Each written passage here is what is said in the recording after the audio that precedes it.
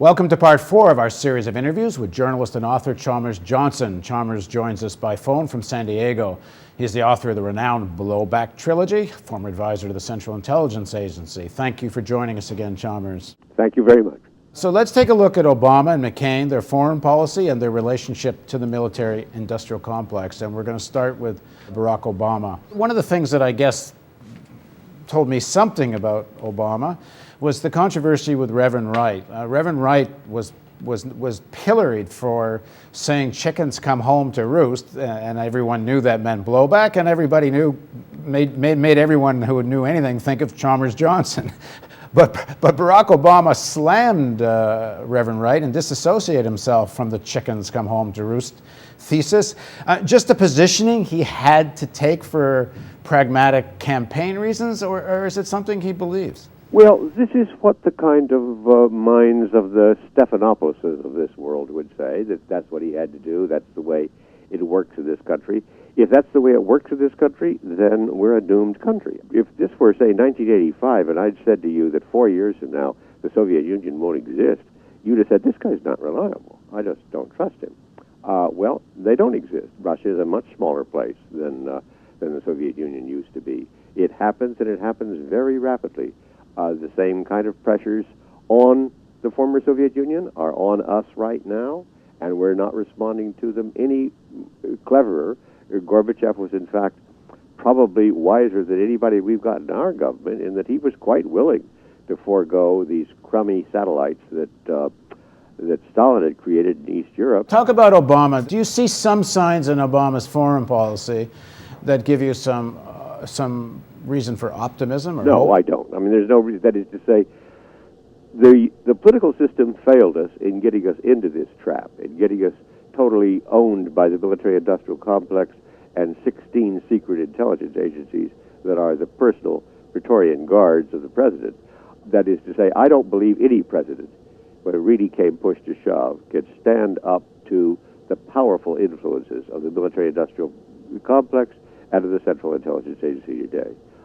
They are beyond normal workings of our government. We were warned by President Eisenhower. We didn't pay attention. The warnings have come home to roost right now. The only thing that matters, though, I believe, in this area is the quality and kind of advice, advisors, opinions, discussion that will be available to Obama. He, unfortunately, so far, is not very encouraging. He's taken a bunch of old Democratic hacks of the Madeleine Albright variety and seems to be putting them back together again. They didn't do a very good job once before. It's unlikely that they would do any better a job now. All we can say is that this may also be simply Democratic Party decorating of the hall, and that instead as you begin to inquire into the real apparatus of Barack Obama, that he does have quite good and younger, capable, knowledgeable people able to give him good advice, that there are people inside the government and dissidents within the CIA that are quite capable of providing intelligent information today on which to make decisions. And the thing that's impressive about it, the reason that I'm for him is that I have a close colleague in Yale Law School who went to school with him, and she knows him. She doesn't like politicians at all. She doesn't trust them. She says, all I can say about Obama is that he is extremely intelligent. I believe that is about all you can ask for right now, and that he's doing his best to prepare for it. But he's making some bad mistakes by talking about Afghanistan is a good war and we need to just simply have something like what has now been called by the press a surge. And he's picking up all the kind of rhetoric. He calls Venezuela a rogue nation. I mean, what has Venezuela done that makes it a rogue nation? Other than oppose U.S. policy, but that doesn't make you rogue. Yeah. During the past decade, Latin America has simply gone away from us. There's only one nation left that would dare to even sit down to dinner with us, and that's Colombia. We're being thrown out of the base in Manta in Ecuador. The president of Ecuador said, you can keep your base if you'll give me a base in New Jersey. The way things are going, I think that New Jersey might in five or 6 years be willing to make that I deal. certainly say if you want one, you may have It it. may be anybody that wants to get a piece of America in exchange for cash will get it.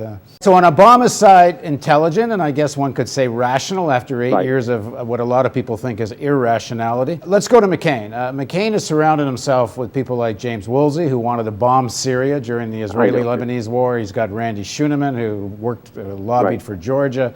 So if we start looking at what is a significant difference between Obama and McCain, what conclusions do you come to? Well, I think in the case of McCain, he looks like a standard GI issue of a neocon, of people who have not been following what's been going on in the world, who do not understand the way world politics works, who have delusions of Roman grandeur, who sound like the Air Force with full spectrum dominance, and that's kind of tones they like to intone these days, which are largely nonsense. McCain's been talking about a proposal he calls the League of Democracies.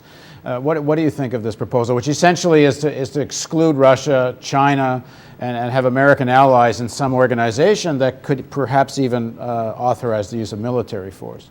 I think the biggest falling out among the nations of the world in thinking about the United States occurs among the main democratic allies of ours in Western Europe.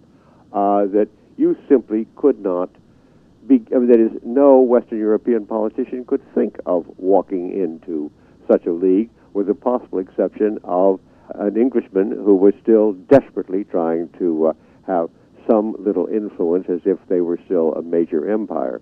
When you think about how pitiful Tony Blair has turned out to be in terms of the influence that Britain might have had in the world compared with the actual influence it has had, it's been a disaster. Britain showed us after World War II that it is possible for an empire to give up its empire. We normally teach that no empire ever voluntarily gives up, that we aren't going to give up our 700 and something military bases. We are going to, and we're going to start losing them pretty fast, too. Nonetheless, Britain did understand after World War II that you can't continue to rule India using Nazi methods. They began to understand, no matter how you prettify it, how many clever characters you hire at the American enterprises to talk it up, empire is a pure form of tyranny. It never rules through consent, and least of all does an empire that is basically grows out of the barrel of a gun, as ours does. So what you're suggesting is the financial crunch is going to force the disassembling of the empire. Well, I could think of a lot of other things that might. I mean, very slowly you begin to think of those old Roman fears that a world of enemies is combining against us. There's a lot of nations out there now that are on the move, that are beginning to think of ways to frustrate, to check and even checkmate the United States. We see it palpably in Latin America. We see it in the growing restiveness over status of forces agreements on our bases and things of this sort. But it was basically my wife who needled me one day and says, "Can't you come up with something more optimistic than war?" And I said, "Yeah, I've come up with something more optimistic. Let's try bankruptcy." There's some studies to show that Hitler launched World War II more or less when he realized Germany was on the road to bankruptcy, and the only thing left was war to cover up where the bankruptcy, Well, the they did go consequences of bankrupt in bankruptcy. 1923.